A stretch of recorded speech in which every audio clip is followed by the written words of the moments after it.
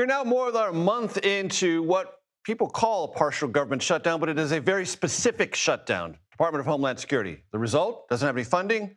Roughly 61,000 TSA workers are not getting paid. Hundreds have called out sick from work, taking side jobs so they can pay their bills, make ends meet. And it's leading to significant delays at airports for Americans flying every day for leisure or for business. The CEOs of 10 U.S. airlines wrote a letter to Congress this weekend urging Congress to pass a proposal that would pay these federal workers impacted by this shutdown. CBS News congressional reporter Taurean Small joins me from Capitol Hill. Taurean, I want to play for you something I know you're familiar with, but the audience isn't. So lots of lawmakers meet each other catching flights back to Washington. Democrat Greg Casar of Texas ran into Senator John Cornyn, Republican from Texas, at an airport, and this is what happened. Senator, I was hoping that we Why could. don't you tell your Democrats to vote to pay these poor Let's people? do it. Let's do it. No, Why don't you do it. No, we don't I've have to. voted You don't have for to it yell at time me. and time You don't have to again. yell at me. Let's talk for a second, Senator. No, There's a bipartisan bill to fund just the TSA. Can we do that together? Not acceptable. Not acceptable to You fund want to just fund? the TSA. How about all the terrorist attacks like we've seen down on 6th Street? Let's- You want those to continue?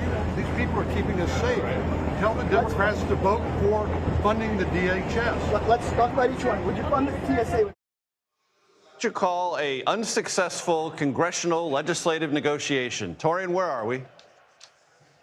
Yeah, well, it seems negotiations aren't going far outside of those confrontations that we're seeing play out during those scrums, those informal scrums that we saw at the airport there, sometimes during the halls of Congress. We saw what happened last Wednesday on the Senate floor, this confrontation between Leader John Thune and Senator Pat Murray, a Democrat. She put forth a proposal that would see those agencies funded, and that's something that Thune shut down. Republicans aren't willing to lose leverage here by giving Democrats what they believe Republicans want, which is funding for those agencies outside of ICE and CBP until those reforms are guaranteed.